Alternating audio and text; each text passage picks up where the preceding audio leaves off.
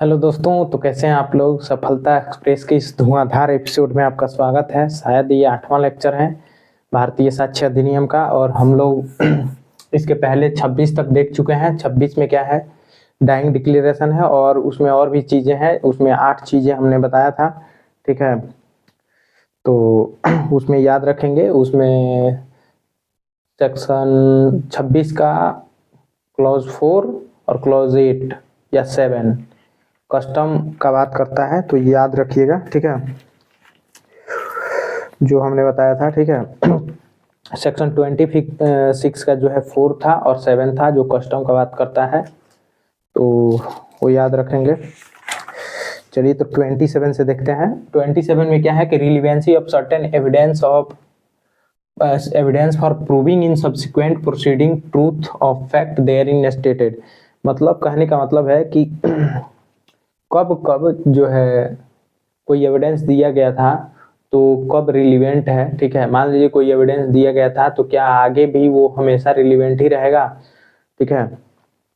जैसे कोई विटनेस ने कोई एविडेंस दिया, तो क्या वो एविडेंस सब्सिक्वेंटली रिलीवेंट है।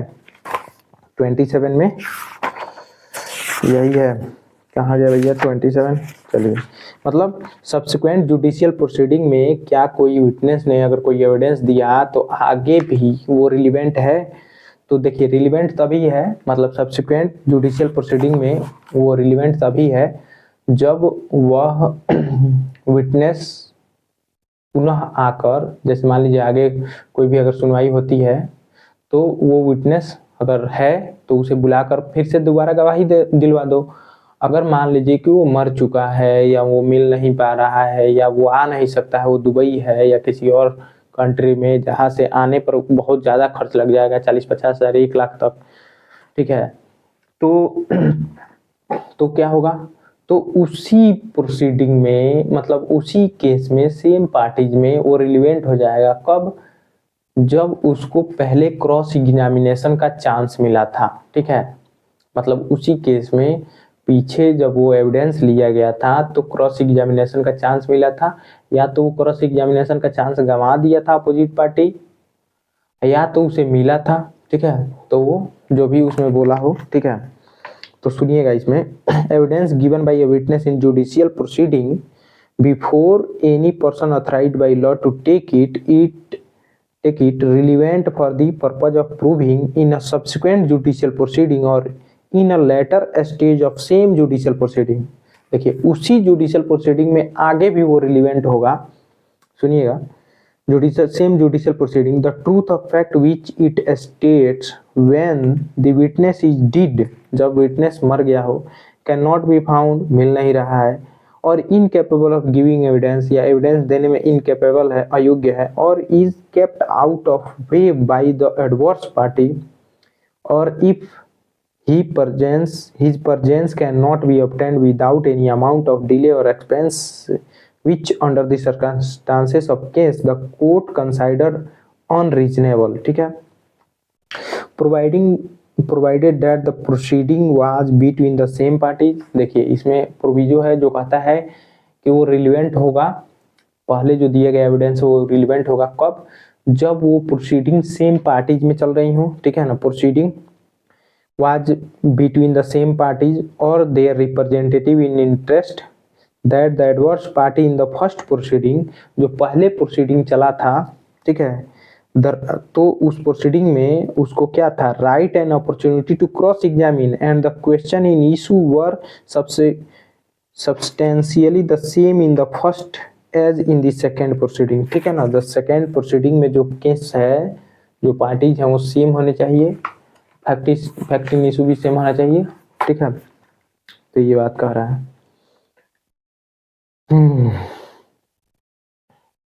चलिए आगे बढ़ते हैं। अब तो समझ में आया कब वो रिलीवेंट होगा, सब्सिक्वेंटली कब वो रिलीवेंट होगा वो प्रोसीडिंग में वो एविडेंस, जब वो सेम पार्टीज के बीच में हो, ठीक है, और फैक्टिंग इशू सेम है, और फर्स्ट प्रोसीडिंग में उसको क्रॉस एग्जामिनेशन का चांस मिला हो, अपॉर्चुनिटी मिला हो, ठीक है, क्रॉस एग्जामिनेशन करने का, तभी वो एविडेंस के रूप में वैलिड है। 28 कहता है entries in book and account when relevant. देखिए, किसी भी बुक और अकाउंट में कोई एंट्री है तो वो क्या हो जाएगी, रिलीवेंट हो जाएगी। ठीक है। 29 कहता है कि कहीं कोई पब्लिक रिकॉर्ड है या इलेक्ट्रॉनिक रिकॉर्ड है पब्लिकली, ठीक है, वो भी क्या हो जाएगा, रिलीवेंट हो जाएगा। ठीक, कोई मैप है, चार्ट है और प्लान्स है, ठीक है, तो वो भी रिलीवेंट हो जाएगा। कोई फैक्ट है जो पब्लिक नेचर का है वो भी रिलीवेंट हो जाएगा। ठीक है। कोई चीज़ है जो लॉ बुक में दी गई हो या इलेक्ट्रॉनिक या डिजिटल फॉर्म में कोई चीज़ें दी गई हो, जैसे अभी बहुत ज़्यादा एक क्या बोलते हैं, कोई कमांडर थे उनके द्वारा लिखा गया, आर्मी का चीफ थे या कमांडर थे जो भी हो, उन्होंने कोई बुक लिखा था, उसमें वो कोट मतलब वो बताए थे कि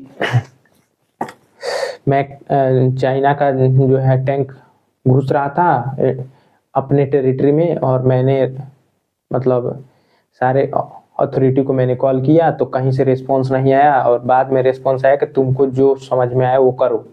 इसका मतलब है कि उनको ऑर्डर नहीं दिया गया कि उनको करना क्या है, उनके हाल पे छोड़ दिया गया। तो ये राहुल गांधी वो बुक का रेफरेंस पार्लियामेंट में दे रहे थे। ठीक है। तो इसका मतलब है क्या, कोई भी बुक में अगर मतलब जैसे अब इसमें क्या है, लॉ बुक होना चाहिए। मान लीजिए कोर्ट प्रोसीडिंग का चल रहा है तो लॉ बुक में ही तो होना चाहिए, कोई बुक ऐसे कैसे देख लेगा वो कोर्ट। ठीक है। तो वो लॉ बुक में कोई भी इलेक्ट्रॉनिक फॉर्म में या डिजिटल फॉर्म में किसी भी फॉर्म में हो या ऐसे फिजिकली फॉर्म में जैसे किताब हम लोग का होता है उसमें भी लिखा गया हो तो वो रिलीवेंट हो जाएगा। 33 क्या है, तो इसमें देखिए how much of a statement is to be proved. 33 में यही है कि part of conversation, document, electronic record, book और सीरीज ऑफ लेटर और पेपर। जैसे मान लीजिए कि हमारे और आशीष भाई में कोई विवाद हुआ, उसके बाद से मारपीट हुआ, उसके बाद से कपार फोड़उल हो गया। अब हमारे बीच बहुत सारा पहले से चैट है, पहले से हम लोग मित्र हैं, तो कोई कोई बातें हुई, तो अब पूरा चैट इतना मोटा हो गया, 2 साल का हम ले जाकर पेश कर दिया। अब जज साहब पढ़ते रहे, उसी में हालत खराब हो जाएगा जज साहब का। तो नहीं, सिर्फ वो ही मैसेज जरूरी है देना। देखिए इसमें क्या लिखा है, how much of a statement is to be proved, कितना देना है, कितना प्रूव करना है, तो सिर्फ उतना जहां से हम लोग का झगड़ा स्टार्ट हुआ वो पॉइंट वहां से लेके अभी तक वही रिलेवेंट है। बाकी पोथी पाथरा तुम अपना रखो, उतना ही दो जितना से वहां से झगड़ा स्टार्ट हुआ, किस बात से झगड़ा स्टार्ट हुआ वहां से दो। ठीक है, तो उतना ही देना है। ठीक है, तो वो 33 में है।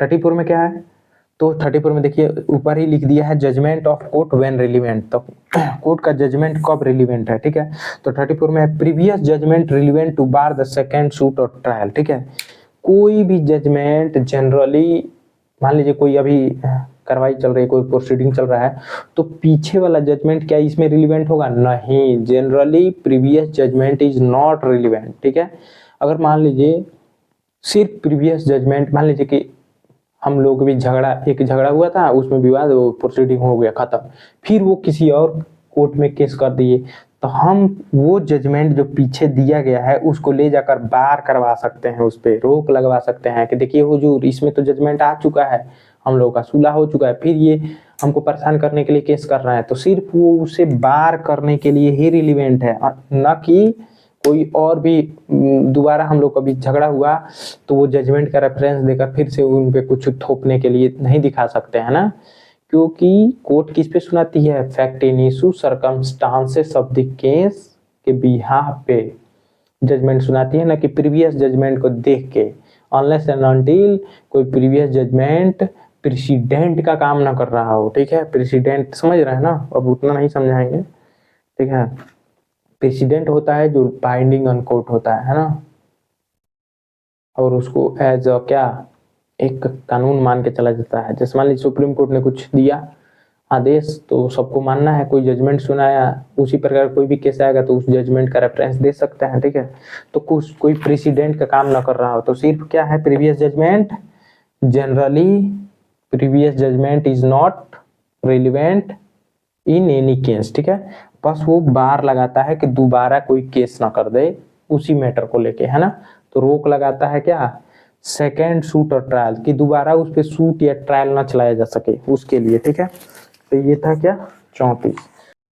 तो सेक्शन 34 क्या करता है, बार लगाता है क्या, प्रीवियस जजमेंट पे। ठीक है, तो चलिए एक बार पढ़ लेते हैं section 34। Previous judgment relevant to bar a second suit और ट्रायल। चल रहा है ना वीडियो? हाँ चल रहा है। तो previous judgment relevant to bar second suit और trial 34। The existence of any judgment order और decree which by law prevents any court from taking cognizance of a suit holding a trial is relevant fact when the question is whether such court ought to take cognizance of such suit or to hold such trial। ठीक है, मतलब कि 34 क्या करता है, बार लगाता है कि अगर किसी किसी मान लीजिए कोई भी झगड़ा हुआ दो लोगों के बीच में और उसमें जजमेंट आ चुका है, तो उसी केस को लेकर दोबारा दूसरे कोर्ट में या उसी कोर्ट में फिर से दोबारा ट्रायल नहीं चलाया जा सकता है, वो कहता है। इसका मतलब क्या है कि ये डबल जियोपार्डी को रोकता है। ठीक है, ठीक है, और इसे रेस जुडिकाटा के नाम से भी जाना जाता है। रेस जुडिकाटा के नाम से जाना जाता है। ठीक है, इसे DOU डबल जियोपार्डी के नाम से भी जाना जाता है। ठीक है, कॉन्स्टिट्यूशन का आर्टिकल 20 का 3 जो है डबल जियोपार्डी की बात करता है। आर्टिकल 3 है ना, 20 का जो भी हो देख लीजिएगा एक बार, देख कर बताइएगा। ठीक है, और शायद BNSS का 337 है, जो भी हो। ठीक है, आई थिंक ये आर्टिकल 20 का 2 है। ठीक है, एक बार देखकर कमेंट बॉक्स में कमेंट कीजिएगा क्या है। आर्टिकल 20 का 2 या 3 है, 2 है आई थिंक। तो रेस जुडिकाटा क्या होता है? रेस जुडिकाटा राइट इन पर्सोनेम है। ठीक है, ये क्या है?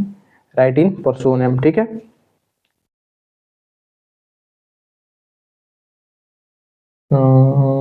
रेस जुडिकाटा जजमेंट इन पर्सोनेम है। जजमेंट इन पर्सोनेम का मतलब क्या है कि सिर्फ ये दो पार्टी के बीच में ही होता है। ठीक है, रेस जुडिकाटा मतलब जजमेंट इन पर्सोनेम। ठीक, मतलब एक होता है जजमेंट इन रेम। ठीक है, जजमेंट इन रेम का मतलब है कि against the whole world apply होता है, उसे जजमेंट इन रेम बोलते हैं। एक जजमेंट इन पर्सोनेम होता है जो सिर्फ पर्सन के बीच में, दो ही पर्सन के बीच में अप्लाई होता है, या जिस पार्टी के बीच में वो जजमेंट पास हुआ है उन्हीं पार्टी पे अप्लाई होगा। ठीक है, अगेंस्ट दी होल वर्ल्ड नहीं है। ठीक है, चलिए अब 35 क्या कहता है? अ फाइनल जजमेंट ऑर्डर और decree of a competent court और ट्रायल। अगर मतलब 35 का जो हेडिंग है वो relevancy of certain judgment in probate ETC और जुरिडिक्शन का बात करता है। ठीक है, क्या?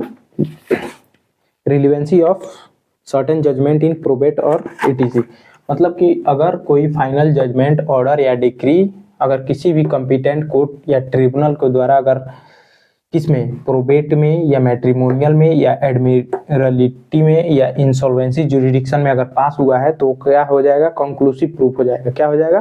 कंक्लूसिव प्रूफ हो जाएगा। सुनिए, कह रहा है कि अ फाइनल जजमेंट ऑर्डर और decree of a competent court और ट्रिब्यूनल, यहाँ पे ट्रिब्यूनल याद रखिएगा, ट्रिब्यूनल जो है नया जोड़ा गया है, पहले नहीं था, इसलिए ये सेक्शन बहुत ज़्यादा इंपॉर्टेंट हो जाता है। तो कह रहा है कि अ फाइनल जजमेंट ऑर्डर और decree of a competent court और tribunal in the exercise of probate, matrimonial, admiralty or insolvency jurisdiction which confers upon or takes away from any person any legal character or which declares any person to be entitled to any such character or to be entitled to any specific thing not as against any specific person but absolutely is relevant when the existence of any such legal character or title of any such person to any such thing is relevant। ठीक है, तो relevant हो जाएगा। इसका sub clause 2 कहता है कि such judgment order और डिक्री इज कंक्लूसिव प्रूफ, तो वो कंक्लूसिव प्रूफ है दैट की any legal character it confers accrued at the time when such judgment order और डिक्री केम इनटू ऑपरेशन, जब वो ऑपरेशन में आया हो। ठीक, जजमेंट और एनी और या तो वो when judgment order decree declares it to have a cure to that person, तब या ऑर्डर और decree declare that it has ceased और शुड सीज्ड, या तो सीज हो गया है या सीज हो जाना चाहिए था, ठीक है। या चौथा कहता है इसका कि ऑर्डर और decree declares that it has had been और शुड बी हिज प्रॉपर्टी, ठीक है। तो ये क्या है, कंक्लूसिव प्रूफ है, ठीक। 35 में मतलब कहने का मतलब है कोई भी फाइनल जजमेंट ऑर्डर डिक्री अगर किसी कॉम्पिटेंट कोर्ट या ट्रिब्यूनल के द्वारा किसमें, प्रोबेट में या मैट्रिमोनियल में या एडमिनिस्ट्रेटिव में या इंसॉल्वेंसी जुरिडिक्शन पास किया गया है तो कंक्लूसिव प्रूफ हो जाएगा, उसका सब क्लॉज 2 कहता है, ठीक है। सेक्शन 36 क्या है, तो 36 कहता है कि अगर 35 में कोई भी बात अगर वो पब्लिक नेचर का है तो वो रिलेवेंट हो जाएगा, ठीक है। अगर 35 में कोई भी बात पब्लिक नेचर का है तो क्या हो जाएगा, रिलेवेंट हो जाएगा, ठीक है। 37 क्या कहता है कि अदर देन सेक्शन 34, 35 और 36, इसके अलावा मतलब 34, 35, 36 के अलावा कोई भी बात होगा वो क्या हो जाएगा, इररिलेवेंट हो जाएगा। सुनिए 37 क्या कहता है कि judgment ETC other than mentioned in section 34, 35 and 36 when relevant, तो कह रहा है कि जजमेंट और order of decree other than those mentioned in section 34, 35 and 36 are irrelevant. कह रहा है कि 34, 35 और 36 के अलावा कोई भी जजमेंट होगा वो इररिलेवेंट होगा unless the existence of such judgment order or decree is a fact in issue, कि अगर वो जजमेंट ही या ऑर्डर या डिक्री ही वो फैक्ट इन इशू में गिर रहा है, मतलब उसी पे क्वेश्चन है, ठीक है। वो जजमेंट पर ही क्वेश्चन है कि ये जजमेंट गलत तरीके से पास किया गया है, ठीक है, या उसमें कॉल्यूजन है मतलब मिलीभगत से पास हुआ है या वो इनकम्पिटेंट कोर्ट द्वारा पास किया गया है, तो अगर वही क्वेश्चन में है तो 34, 35, 36 में अगर नहीं भी फॉल कर रहा है फिर भी वो रिलेवेंट हो जाएगा, क्योंकि वो जजमेंट डिक्री या ऑर्डर ही क्वेश्चन में है, ठीक है। तो इसमें कह रहा है कि unless the existence of such judgment order decree is fact in issue और relevant under some other provision of this अधिनियम, या तो वो फैक्ट इन इशू उसी जजमेंट या ऑर्डर या डिक्री पे उठ रहा है क्वेश्चन, या तो वो इस अधिनियम में कहीं दिया गया है तो वो रिलेवेंट है, तो रिलेवेंट है, ठीक है। चलिए 38 क्या कहता है, 38 कहता है कि अगर कोई जजमेंट फ्रॉड, कोल्यूजन या इनकम्पिटेंसी ऑफ कोर्ट के माध्यम से लिया गया है तो आप उसे क्या कर सकते हैं, चैलेंज कर सकते हैं, ठीक है, चैलेंज कर सकते हैं, ठीक है। करके any party to a suit और अदर प्रोसीडिंग में show that any judgment order decree which is relevant under section 34, 35, 36 and which has been proved by the adverse party was delivered by the court not competent to deliver it or was obtained by fraud or collusion, ठीक है। या तो competent court द्वारा नहीं जारी किया गया था अंडर सेक्शन 34, 35, ठीक है।